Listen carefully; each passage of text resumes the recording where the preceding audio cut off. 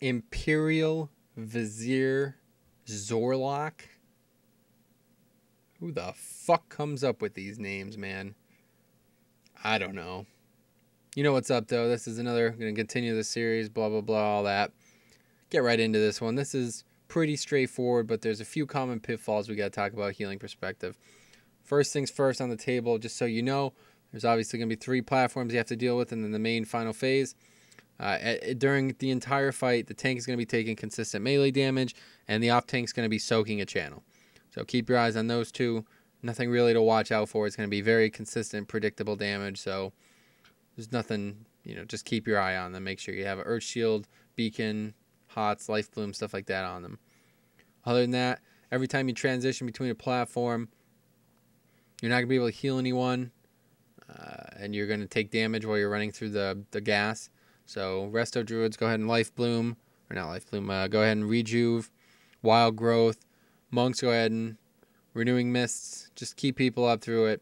Doesn't do much damage, but definitely throw a hot on your tank, as he's likely going to get there a long time before you with some Heroic Leap, stuff like that.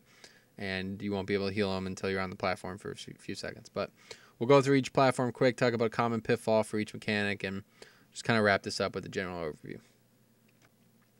We're going to assume you're going to start on the one to the left, which I'm marked as green, as the background color is green for it. It's called the Attenuation is the mechanic for this. Quite a straightforward platform, but there's definitely one common pitfall I need to warn you guys about. Okay, Attenuation is going to come out. It's going to be like a pinwheel thing. You just got to move from it. This is a raid's job, so not really something we're talking about here. But let me tell you the one common pitfall that always catches me. There's always going to be one person in a 25-man raid who struggles with this type of mechanic. Always, no matter what. It doesn't matter how good a guild you are. There's always one person who does a bit worse than everyone else. My eye is always on them when I'm healing. But it cannot be in this phase. It can't be. You're going to see them take damage, and you're going to want to think. You're going to think, stop, heal them, and if you stop, you will die. You will take more damage than they took. It's not worth it, okay? So just keep your eyes on the mechanic and off healing grid. Really, just turn it off. Just turn it off while you're running. Stay alive. As long as everyone's on the same page there, there's nothing to worry about. But the second you take your eye off somebody to try to heal them, trust me, this is a common. I've done this. I'm sure everyone has. So just play it smart. Don't take too many risks is what I'm trying to say. So he's transitioned. You've got through that phase quite easily. As long as everyone's alive, doesn't die to the fucking Attenuation. Running over to the next one seems to always be this way. They vice versa, and then final one's always the last platform, red. This is definitely a hard platform, okay? Probably the hardest 10 seconds of healing in the game right now. By a large margin. Probably the most strenuous 10 seconds of healing I've ever healed. Hands down. It's called Verve and... Let's check. I don't want to look like an idiot, do I? I already do, but Force and Verve is the name of the mechanic. Little yellow honeycombs. It looks like the turtle pets from Hunter's ability. Shield wall type thing. Anyway, you got to stand in it. Okay? Plain and simple. People don't stand in it, they will die. It's 40% reduction of 150k a second for 10 seconds. Absurd damage. Absolutely obliterates individuals. You'll think they don't even have the debuff. That's how hard they'll be getting hit. Or they don't have the reduction. That's how hard they're getting hit.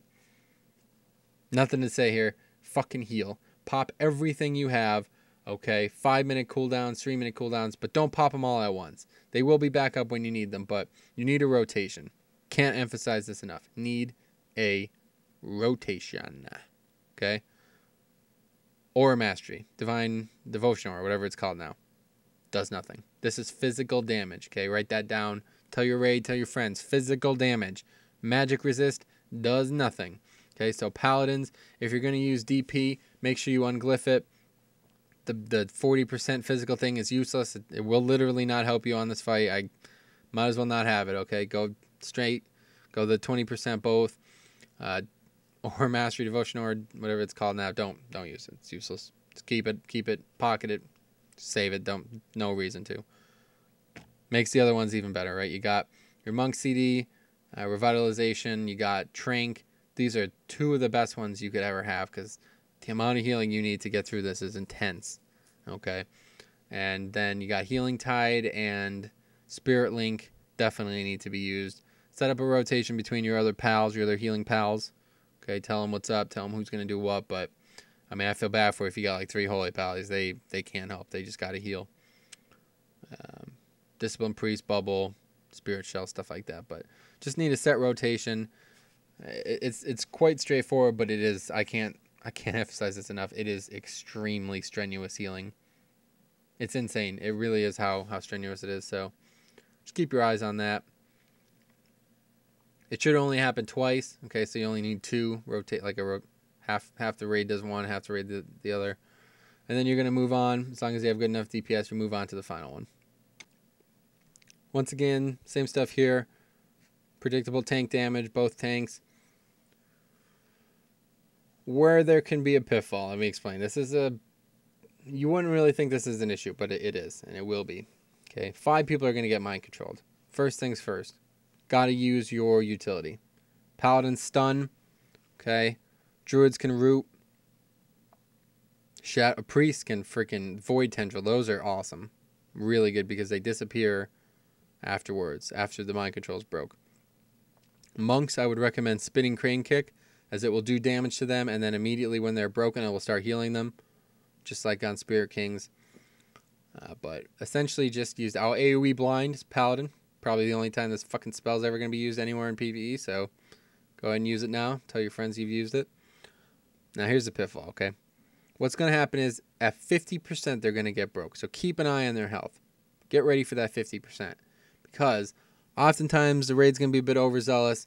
A few people hitting them at once could lead to a lot of damage past 50. Somebody spreads dots. Well, this is what's going to happen in my eyes, right?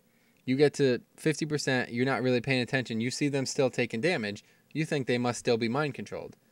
Don't fall in that. You can't fall in that hole. They will not be mind controlled past 50. So there's been times where dudes at like 40%, he's still taking damage from dots and shit. And I'm like, well, I'm not, yeah, he's still mind controlled. Like, why else would he still be taking damage? And you don't heal him and he dies. You know what I mean?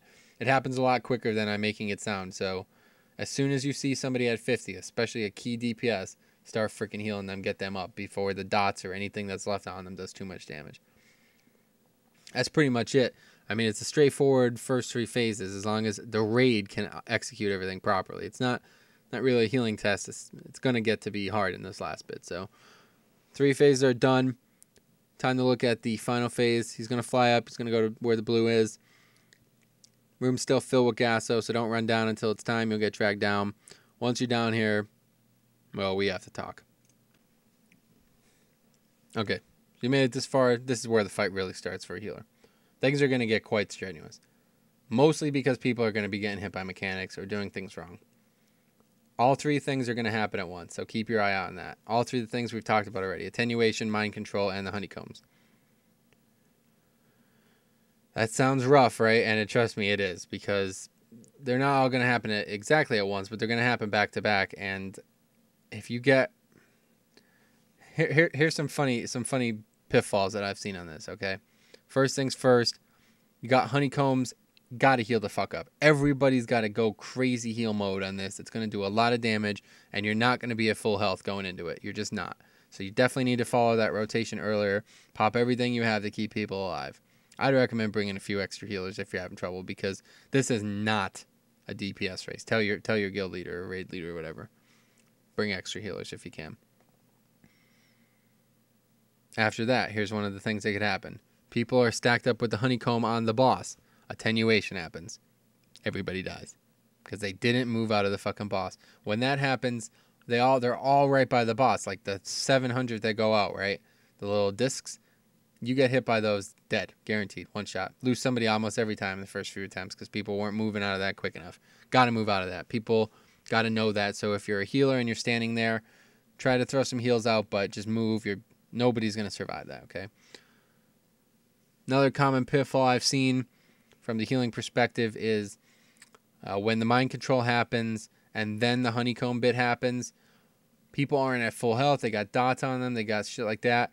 But if you see somebody got a dot on them, got something like that, you got to cleanse them. You got to get it off them. Especially what I've seen happen is perhaps a warrior didn't get broken. They fear. You know what I mean? Something like that. Any type of residual effect coming over from those, the previous mechanic onto the next one, it's your job as a healer to get sorted. Not always possible, but I don't know. It's intense, trust me. I can't. If you haven't done this fight on 25-man normal, you should take a look at it, because it's the most intense 10 seconds of healing I've ever done. So just take it serious. Pretty easy fight. It's all mechanics. Like I said, there's no real race. There's no DPS check. I mean, you might as well just bring fucking 10 healers. You know what I mean? Just make sure you can survive everything, because there's no DPS race. It's just rinse and repeat. But that's that. Pretty simple. We're hopefully going to fly through this, so have a few more coming up. More dynamic boss fights for a healer, hopefully. But if you have any questions about this one, let me know. Otherwise, see you later.